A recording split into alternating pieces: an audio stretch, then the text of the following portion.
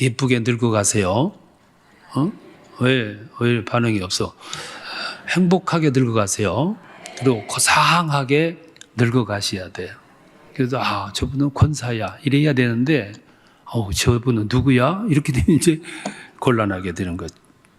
그래서 권사는 젊었을 때 주는 게 아니고 나이가 좀 어느 정도 들어서 부여되는 직분이 권사 직분이에요. 그래서 노년이 아름다워야 되는 거죠. 그래서 세 가지를 명심했으면 좋겠어요. 노년의 아름다움을 만드는 요소가 세 가지예요.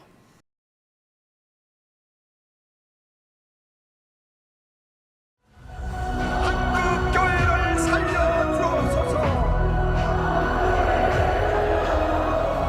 한국교회를 살려주옵소서.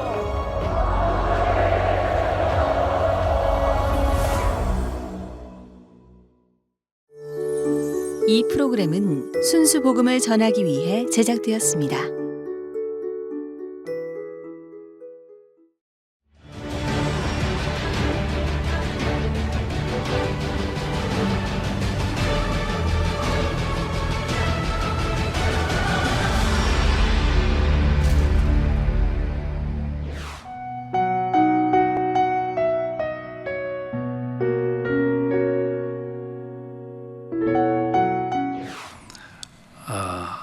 권사 직분 받은 분들 가운데 참 수고하는 분들이 많고 또 그 수고 때문에 오늘까지 교회가 또 건강하게 잘 지탱이 되어 왔습니다. 참 수고 많이 하고 역할 하는 분들도 많은데 다 그러냐 하는 게 이제 문제죠. 그래서 보면 권사의 직분이 뭔지를 모르고 지내는 분들이 상당히 많은 것 같다 하는 것이 제가 멀리서 이렇게 바라볼 때 느끼는 그런 마음입니다. 권사 직분을 너무 쉽게 주니까 잘 모르는 것 같아요.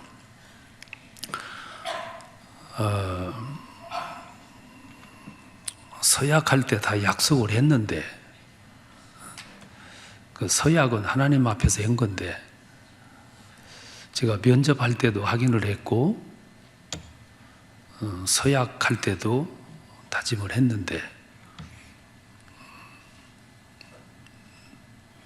근데 너무 형식적으로 수행하는 것 같은 모습이 보일 때마다 참 알면서 그러나 몰라서 그러나 그런 생각을 가져요.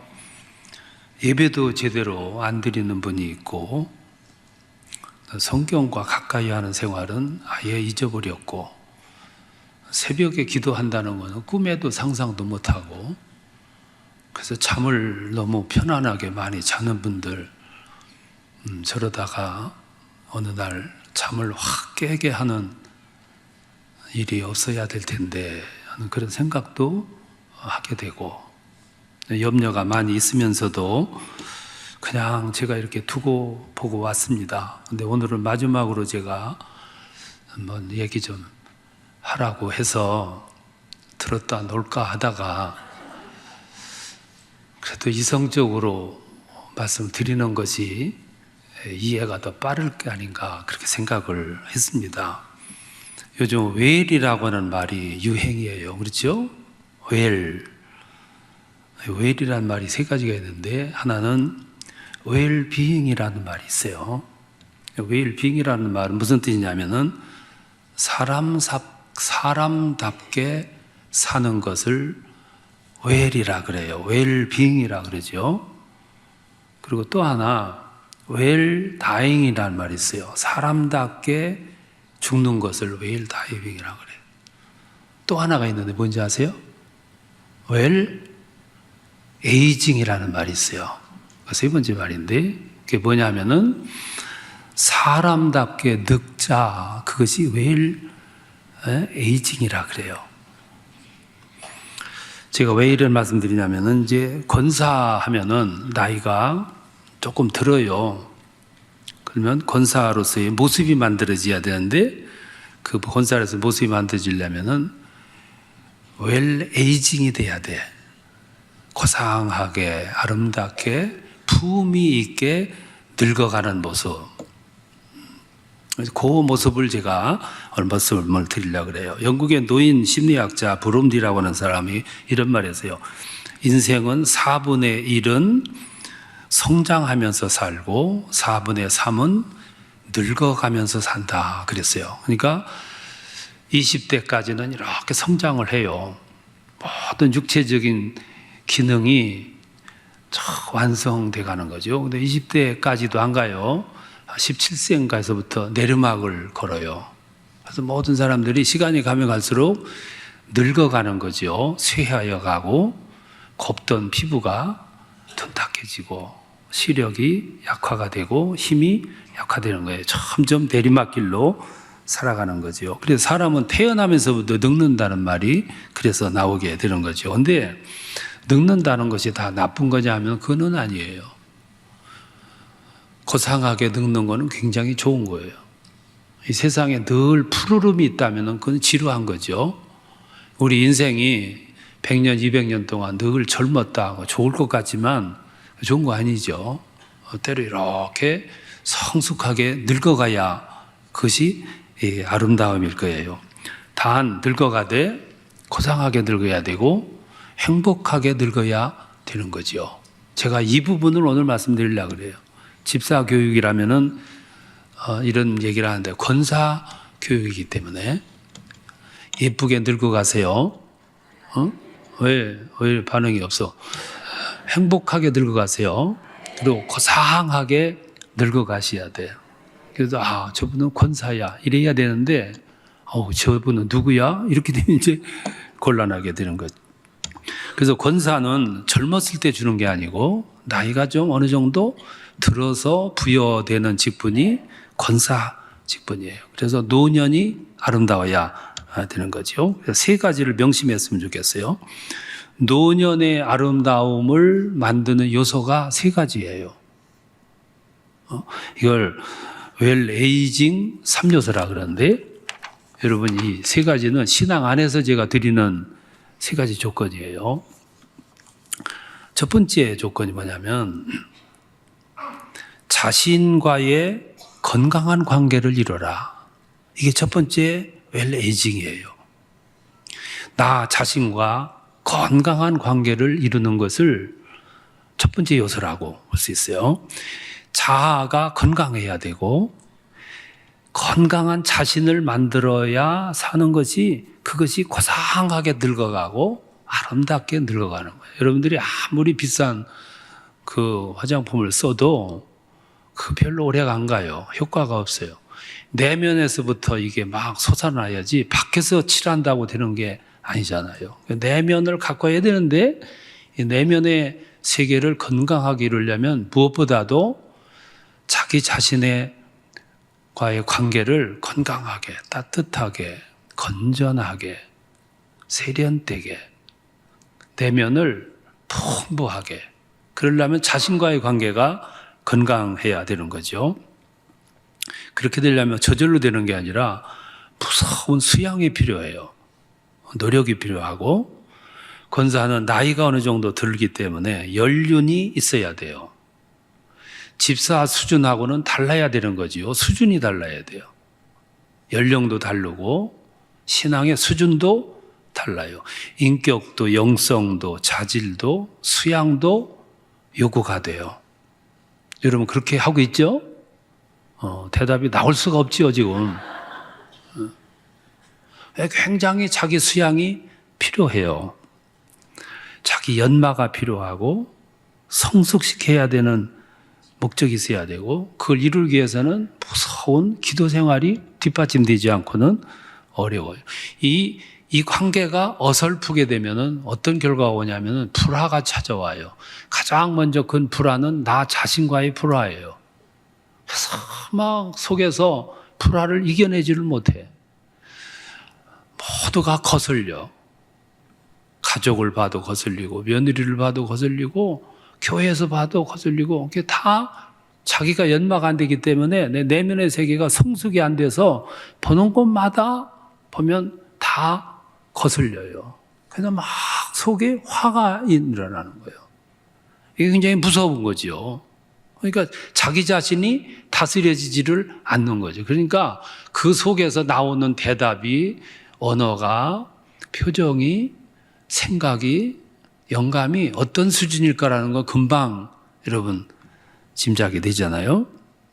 그래서 가족과의 관계가 틀어지게 되고, 고부 간의 관계가 틀어지고, 교우 관계가 틀어지고, 제일 불행한 것은 나 자신과의 관계가 틀어지는 거예요.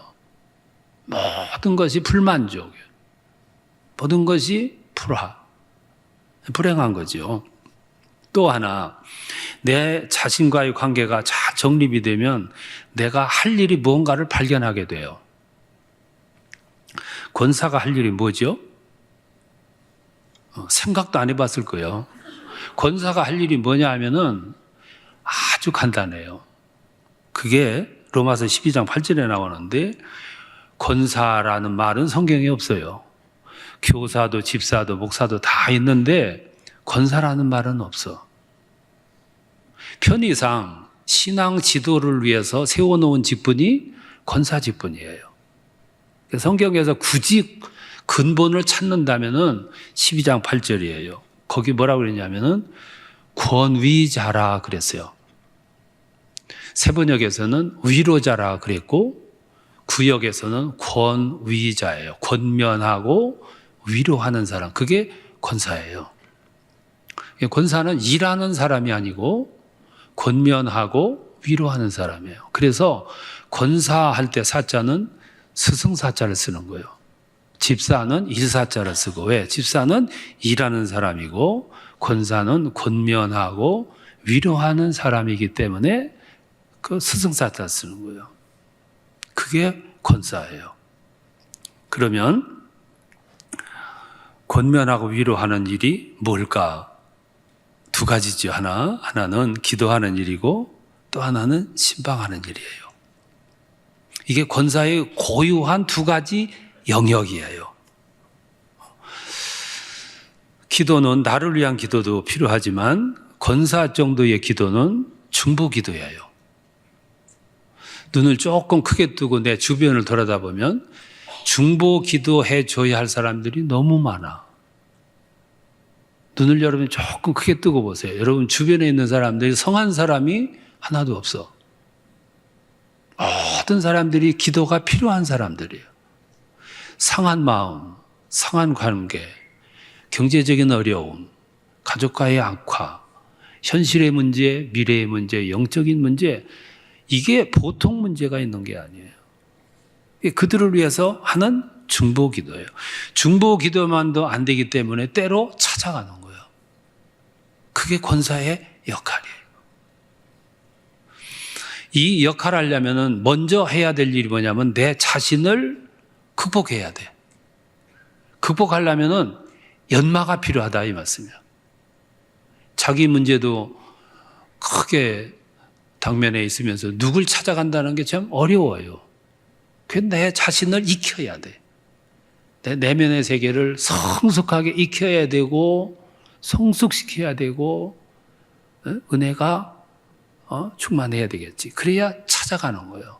격려해주고 위로해주고 기도해주고 중보해주는 거죠. 이 역할이 참 중요해요. 또 하나 역할이 있는데 그게 뭐냐면은 자율적 봉사예요. 헌신이죠.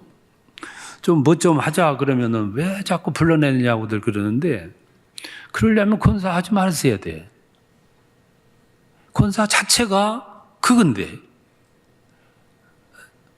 권사의 역할이 그건데 왜 자꾸 불러내냐고 그러면 이거는 얘기가 안 되는 거지.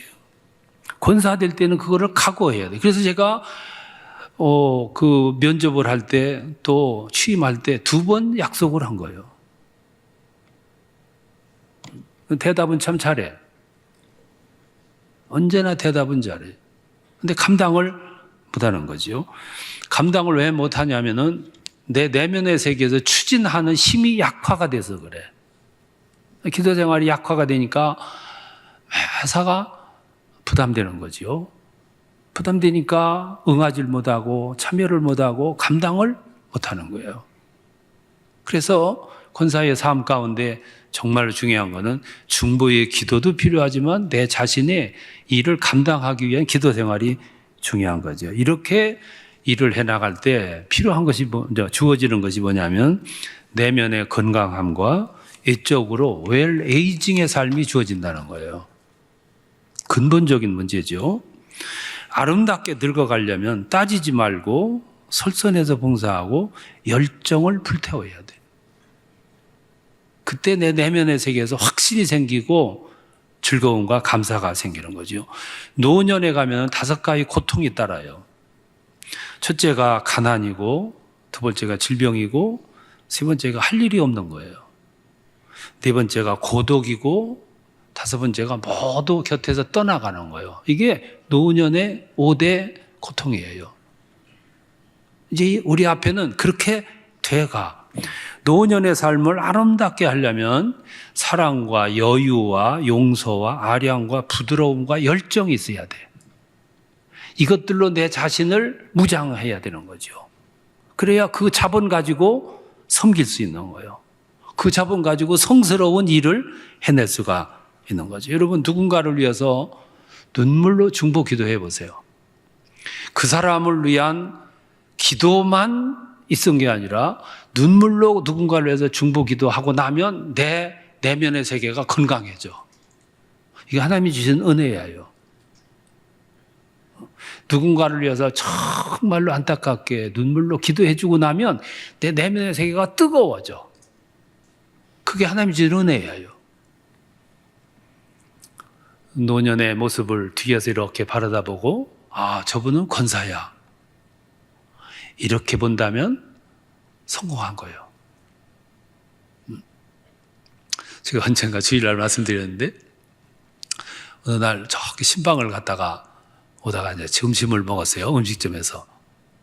음식을 먹는데 종업원 아줌마가 날 보더니 이렇게 얘기해요. 아이고, 아저씨는 뭐 하시는 분이세요? 왜 그러시오? 그러니까 아이고, 얼굴이 보니까 달라요. 이래. 아니, 내가 그랬다는 게 아니고 그분이 그랬다 이 말씀이야. 어떻게 다른데요? 얼굴이 영이 맑으세요. 난 그분이 예수 믿는 사람인 줄 알았어. 예수 믿는 사람이니까 그런 얘기를 하지. 근데 아니래. 내가 보면서 씩 웃었어, 혼자. 그래도 내가 성공했다. 내가 잘했든 못했든 목회를 40년 넘게 했는데 그게 나타나야지. 예? 얼마나 감사해요. 내가 이 얘기를 다른 사람의 얘기라면 더 자신 있게 얘기하겠는데 이게 나만의 얘기가 있냐 그 말이에요. 여러분도 마찬가지지. 여러분들 가방을 들고 예배 끝나고 집에 돌아갈 때 사람들이 보고 그렇게 얘기할 거요. 안 들려서 그렇지, 소리가. 그 정상적이잖아요. 그래서 먼저 내 자신과 내가 조화가 이루어져야 돼. 관계가 좋아져요. 네? 얼마나 좋아요. 그런 얼굴, 그런 마음, 그런 심정 상태를 가지고 내가 누군가를 위해서 찾아갔다, 격려했다, 위로해줬다, 중보해줬다. 그게 파워가 생기는 거예요. 힘이 생기는 거고. 오늘 구역 예배 여러분 드리는데 힘들지요? 잘 안 모여. 안 모이니까 우리 매주 모이지 말고 격월로 모이자. 그런 제안을 혹시 권사가 하지 않았을까? 그래도 안 되니까 우리 한 달에 한 번 예배 드리자. 그걸 먼저 권사가 제안하지 않았는지.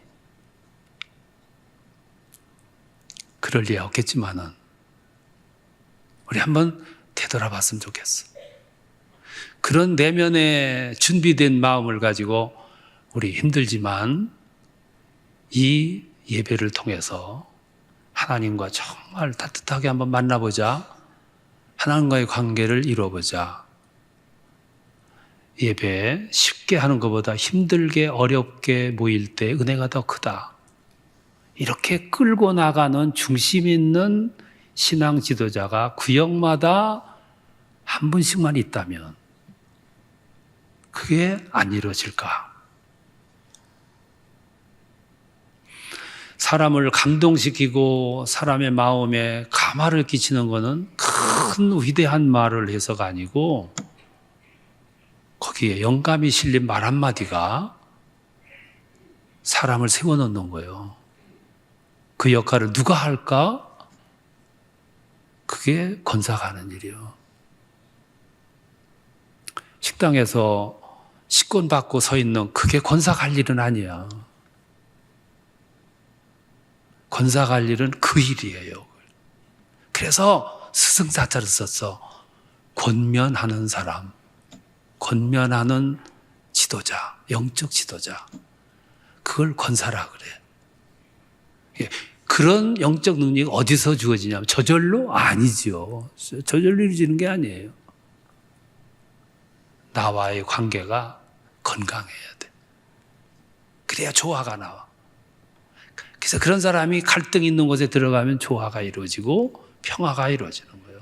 흩어지는 곳에 들어가면 응집력이 생기는 거예요. 세워짐을 받게 되고 흩어진 것, 무너진 것을 세우게 되는 거죠.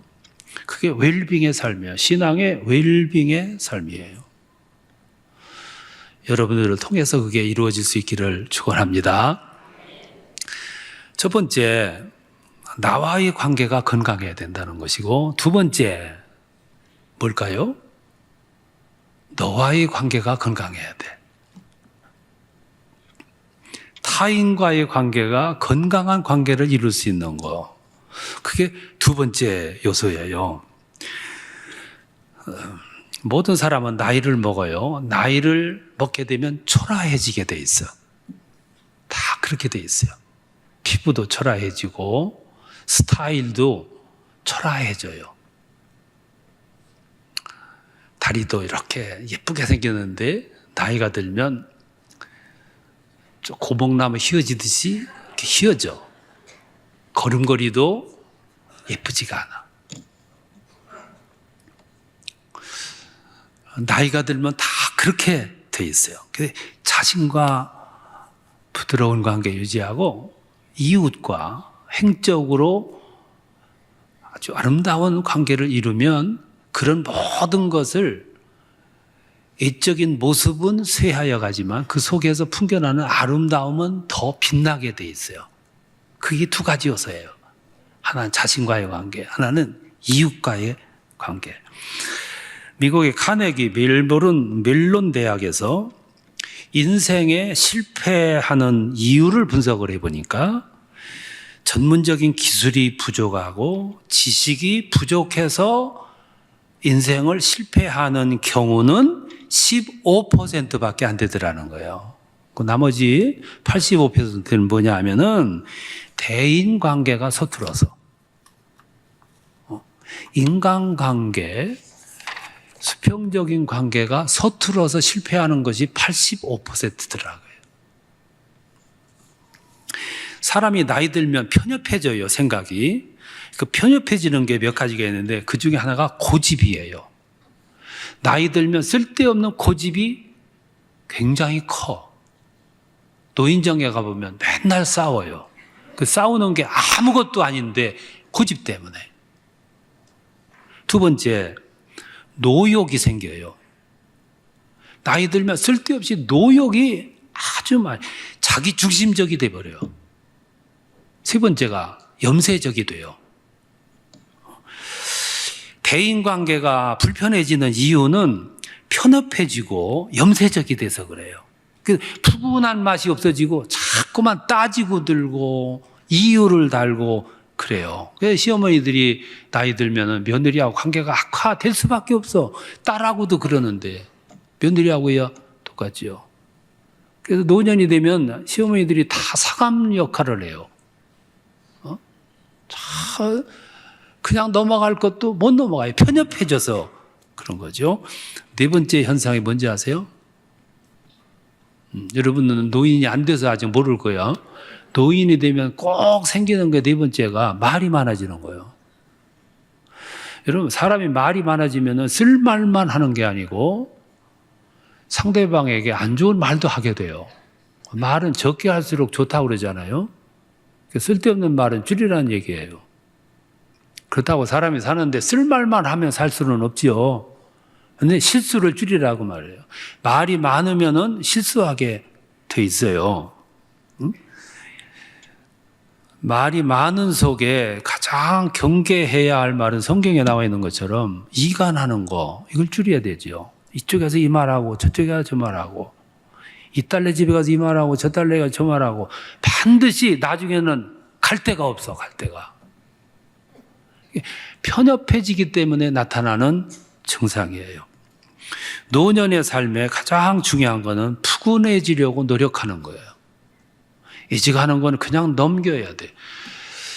노년이 들면 귀도 어둡고 눈도 어두워지는 거는 대충 보라는 것이고 대충 들으라는 거예요. 저쪽에서 딸 둘이 앉아가지고 자꾸 귀 기울여가면 들으려고 할 필요가 없어요. 안 들리는 거 가지고 그럴 필요, 그냥 넘어가야 되는데 굳이 들어가가지고 이제 불행해지는 거죠. 그래서 자신과의 관계도 부드러워야 되지만 타인과의 관계가 참 중요해요.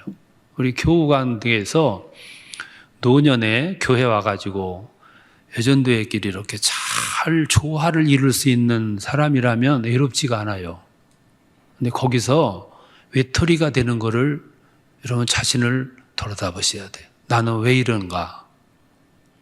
여기서 외톨이면 집안에서 가서도 꼭 그래요. 여기서 새는데 집안에서 안 새겠어요? 그러니까 내가 외톨이다 싶으면 왜 그럴까를 한번 돌아다보세요. 분명히 네 가지 중에 몇 가지가 있어요. 푸근해야 돼. 이렇게 좀 안아주고, 가족들도 이렇게 안아주고, 교회 와서도 이렇게 안아주고. 그게 폭넓은 교제, 폭넓은 교제를 가지고 있으면 노년에 가면은 외롭지가 않은 거죠. 인간관계 굉장히 좋은 기술이에요. 첫 번째, 자신과의 관계가 성숙해야 되고, 두 번째, 이웃과의 관계, 수평적인 관계가 잘 이루어져야 되는 거예요. 두 번째예요.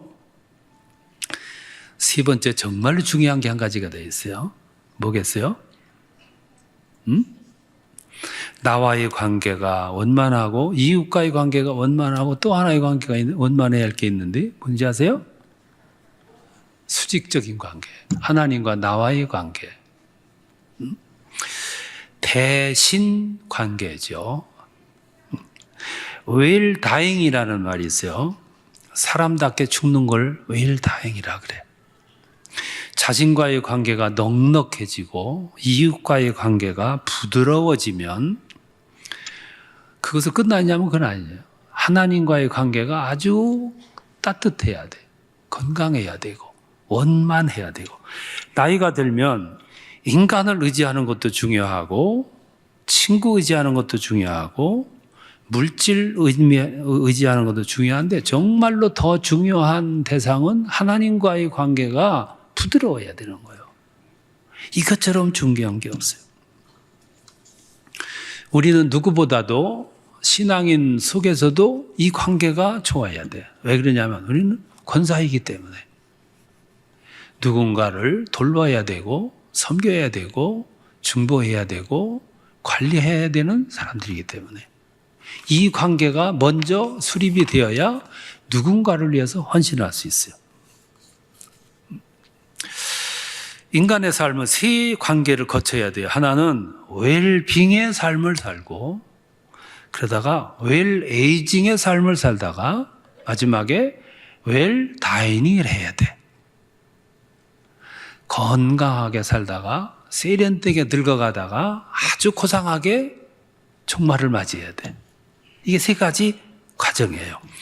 노년에 가서 제일 두려운 것이 뭐냐면 뭐예요?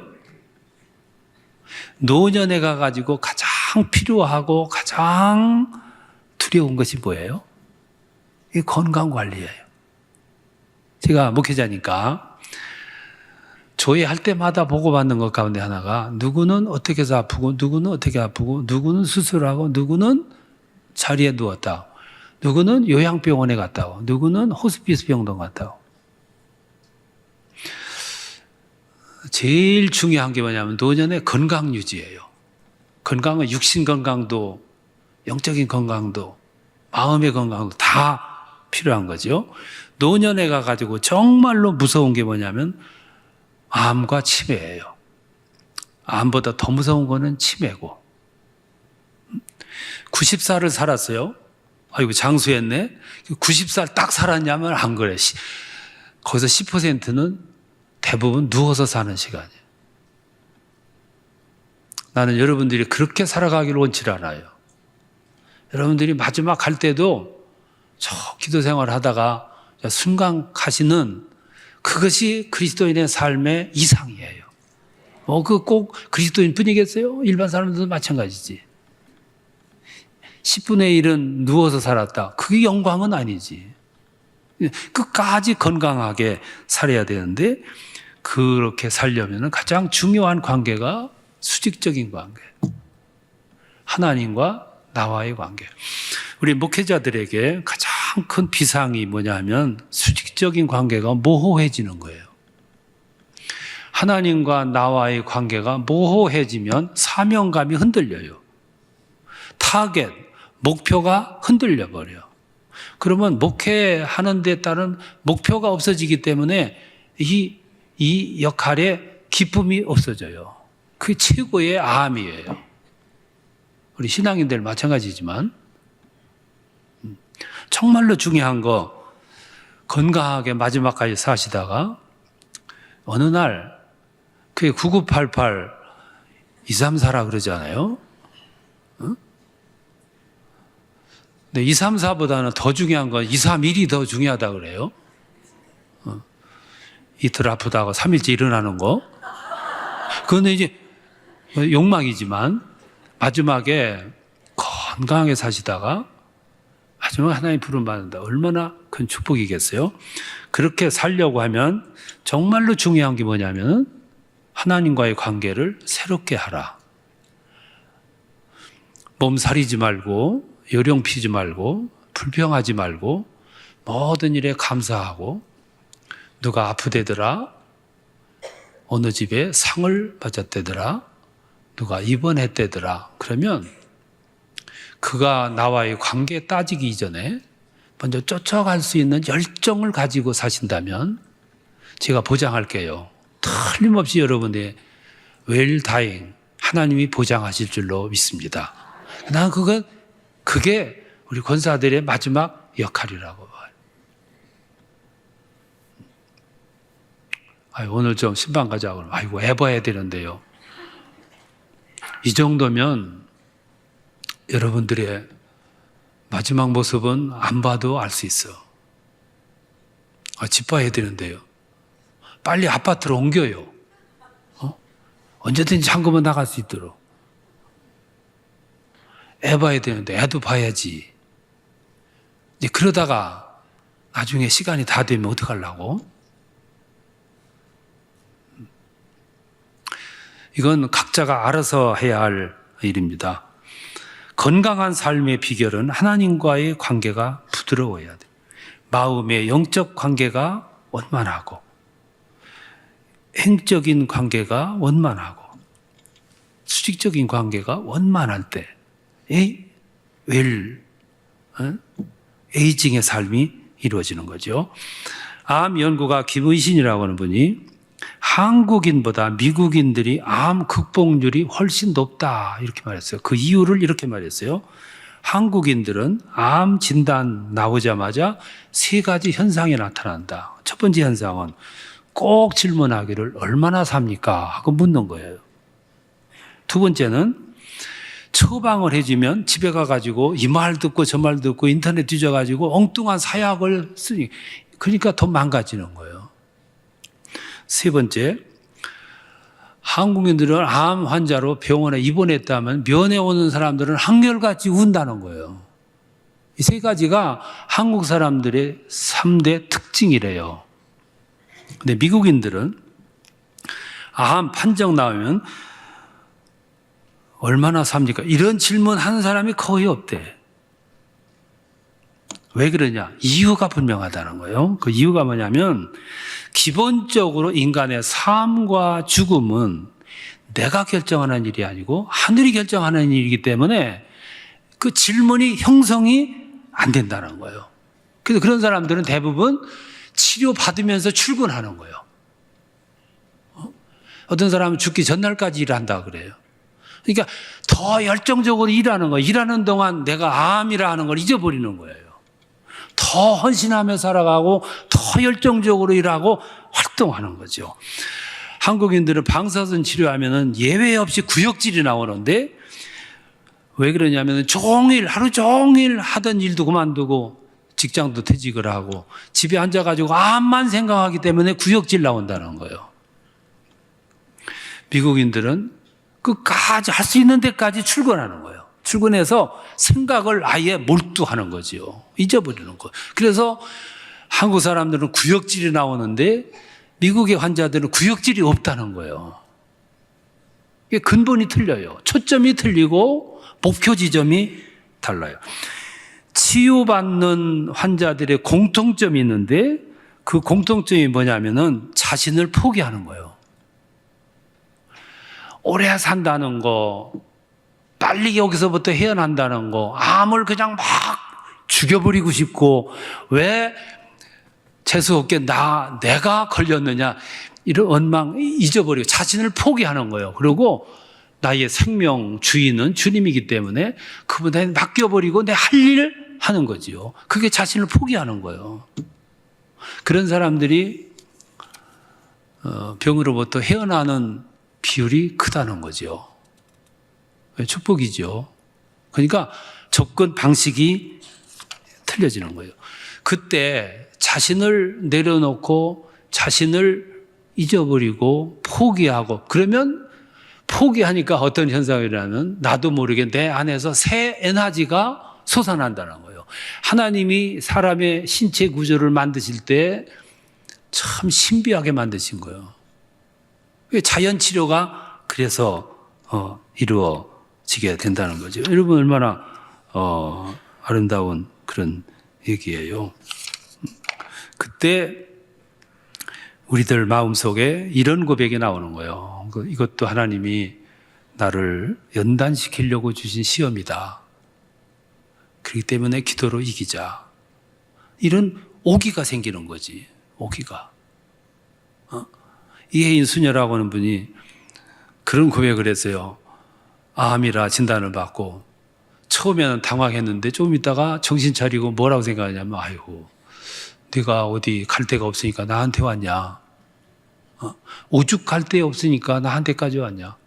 그래 나하고 같이 살자. 그래서 미워한 것도 아니고 거머리 떼듯이 떼어내려고 그렇게 발버둥신 것도 아니고 같이 살았다는 거예요. 같이 살았더니 어느 날 이별했다고. 암과 이별해서 치료가 됐다고. 그게 자기 극복일 거예요. 포기죠. 자기 포기. 이제 우리들이 이제 나이가 들어가요. 나이가 들어가면은 이런 현상을 직면하게 돼요. 오늘 노년에 가면 3명 중 1명이 암에 걸린다 그래요. 거기다가 플러스 치매까지 찾아올 수 있어요.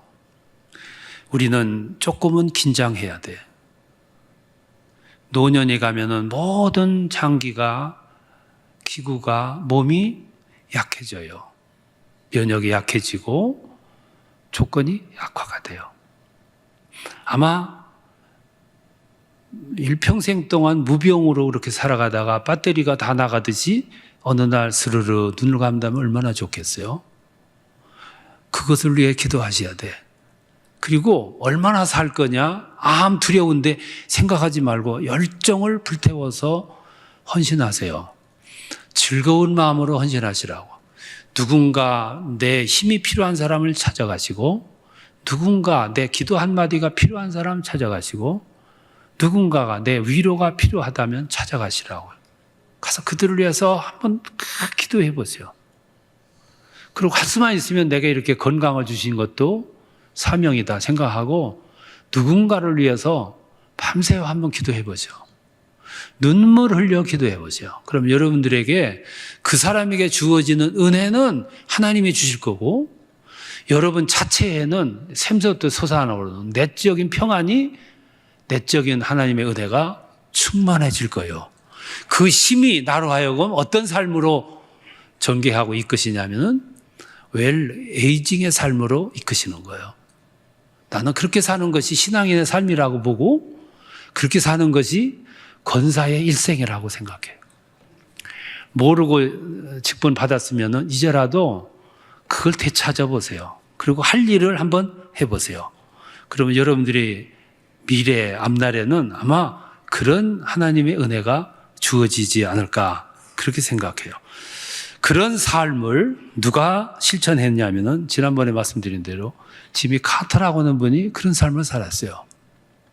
암 진단받고서도 병원에 누워 있는 게 아니라 망치 들고 다니며 남의 집을 지어주러 다녔어요. 우리나라 사람들하고 서양인들에게 이 의식 구조가 정반대예요.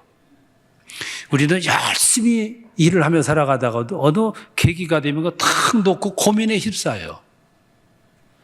근데 합리적인 사람들은 합리적이라는 말은 무슨 말이냐면 우리의 영혼이 우리의 생명이 내가 만든 것도 아니고 내가 살고 싶어서 세상에 태어난 것도 아니고 나의 모든 것은 거기로부터 왔어요. 내 일생 시간은 내가 어쩔 수가 없어. 그게 합리적인 생각이에요. 그리고 내 종말까지도 나를 세상에 보내신 그분이 마지막도 관리하실 거야. 그분한테 맡겨놓고 내 시간 주어진 시간 동안 내 할 일을 다 하는 거예요. 그게 합리적인 생각이에요. 우리는 너무 비합리적이에요. 그래, 내가 어떻게 하려고 애를 써? 내가 뭘 할 수 있는데? 오늘 내가 할 수 있는 일은 내가 할 수 있는 일을 하는 것 뿐이에요. 내일은 내 날이 아니에요. 오늘만 내 날이에요. 오늘만 내가 할 수 있는 일을 할 수 있는 날이라고요. 그거 할 수 있는 일을 할 때 비로소 나는 하나님의 주권에 붙잡혀서 살아가는 삶이 되는 거죠. 세 가지를 제가 말씀드렸어요. 가장 먼저 내 자신을 성숙시켜야 돼. 이거는 내가 할 일이에요.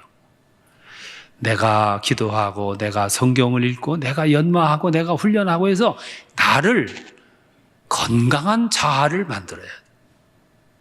그때 관계가 부드러워질 수 있어요. 내가 준비가 안 됐는데 남들하고 관계가 부드러울 수가 없는 거지. 내가 건강한 자아가 성립이 됐다면 이웃과의 관계, 수평적인 관계도 건강할 거예요. 내가 건강하고 수평적인 관계가 건강한데 하나님과의 관계가 여러분 얼마나 건강해지겠어?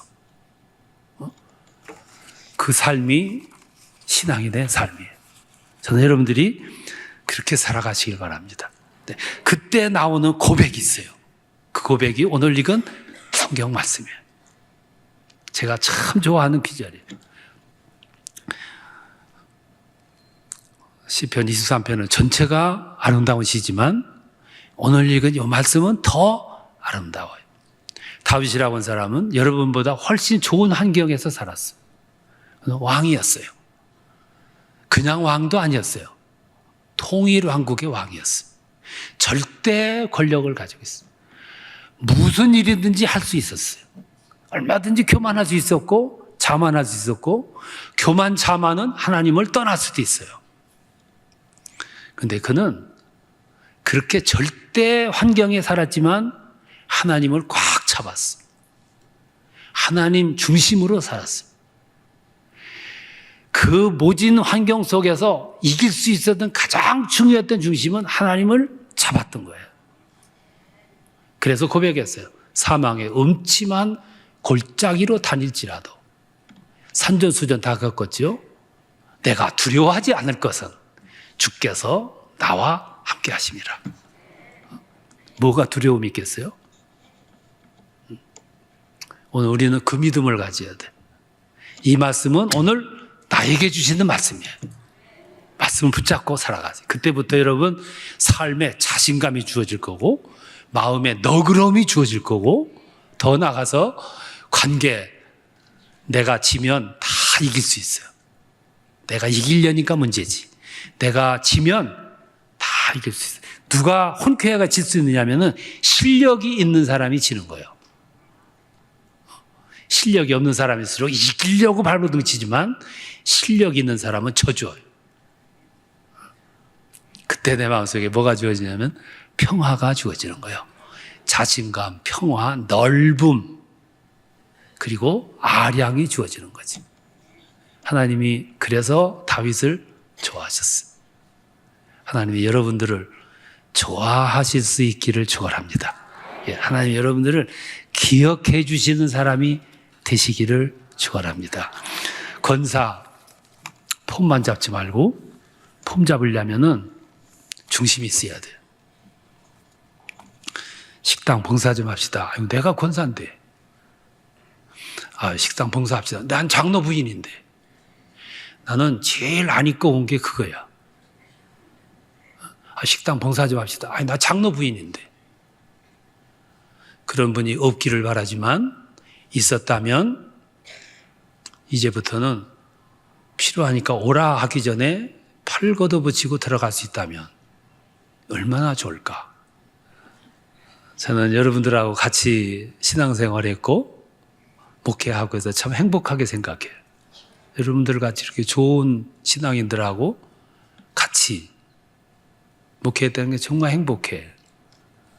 우리 장로님들하고 같이 있었다는 것도 행복하고. 행복하기 때문에 여러분들에게 다시 당부드리는 게 여러분들이 하나님으로부터 은혜를 입어야 돼. 복을 받아야 되고. 마지막까지 건강한 모습으로 살아가시다가 어느 날 하나님 부르실 때 만족스럽게 가셔야지. 10년씩 자리에 누워 계시면 안 돼요. 평소에 여러분 열심히 헌신하세요. 움직이세요. 열정을 불태우시라고. 누군가 필요하면 쫓아가세요. 안 되겠으면 밤새워 기도해 주시라고. 어떤 결과가 주어지고 어떤 열매가 맺어질까? 하나님은 나의 남은 인생을 어떻게 이끌어 주실까? 웰 에이징 하세요. 그러다가 웰 다이닝 하세요. 그것이 제가 여러분들에게 강조하고 싶은 말. 그리고 뒷모습을 누군가가 보면 저분은 권사야. 이렇게 나오셔야지. 저분은 누구시더라? 이렇게 하면 안 되겠지. 앞모습에서, 뒷모습에서, 옆모습에서 저분은 권사야. 저분 모습에서 하나님이 보여. 이것이 오늘 우리들의 만들어야 할 모습입니다. 여러분 앞에 미래의 하나님의 영광이 충만하시기를 축원합니다.